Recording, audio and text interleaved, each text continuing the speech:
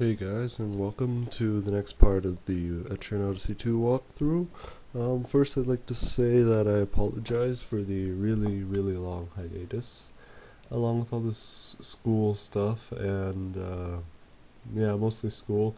There have been kind of things setting this back a lot.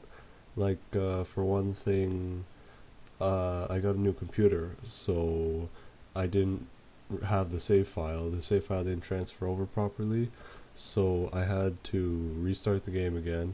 And as you can see, some of the names are a bit different, and some of the things that about this file are a little bit different. But I mostly caught back up, and we're picking up where we left off. So right now we're headed to the third floor. What we're going to do is try and get through the second floor as fast as possible and get to the third floor to access the geomagnetic pole, and then use that to teleport back and forth from the town to the third floor to do some more grinding. It's just a better spot, and level 2 is just full of FOEs anyways. So I have this battle with hedgehogs here where two guys almost die, and we're on our way to the second floor. The thing about the second floor is that the FOEs here move, but they move in a pattern, so they're never actually following you. And since they move in a pattern, you don't want to move onto the square where they're moving next. Every time you take a move, they move once as well, which is why I'm looking around and taking so many precautions. Now, see, here's an FOE. It moves around clockwise in 3x3 square grid kind of pattern.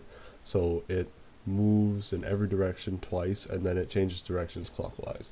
Now, since we're just trying to skip towards the third floor, we're gonna escape from as many battles as possible. And one of the things you might want to have done is bring a warp wire with you so that you don't have to run all the way back, but I forgot one, so I'll be doing that and editing out of the video. This is a room which is just one big square, starting from here. It's just one big square, and there's two FOEs that walk around this big, like in a big cycle. So you always want to be behind an FOE, because whenever you go into a battle, you'll waste a turn, and one battle in the turn will allow the FOE to move another square up. So you always want to be as close behind an FOE as possible, so that the other one does not catch up to you. And here we're going to pick up some treasure.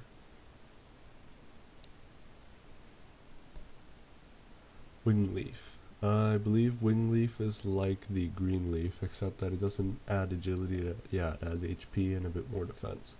I think at this point, after going through all these battles, I want more agility first, so I'm just gonna sell this wing leaf in the store.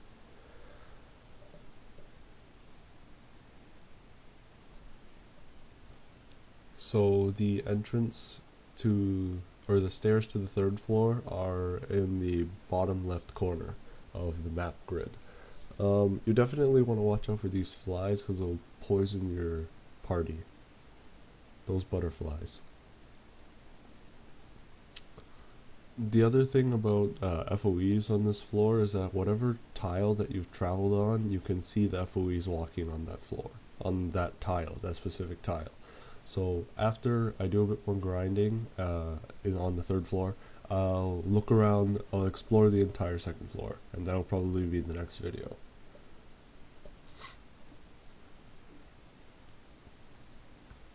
Okay, so we found the stairs to the third floor, and then I'm just going to map out the doorways as well.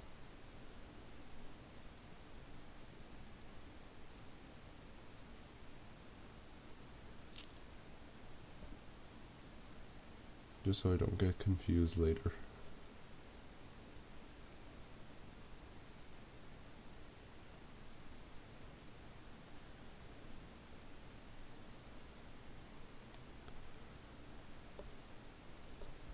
And now we go up to the third floor.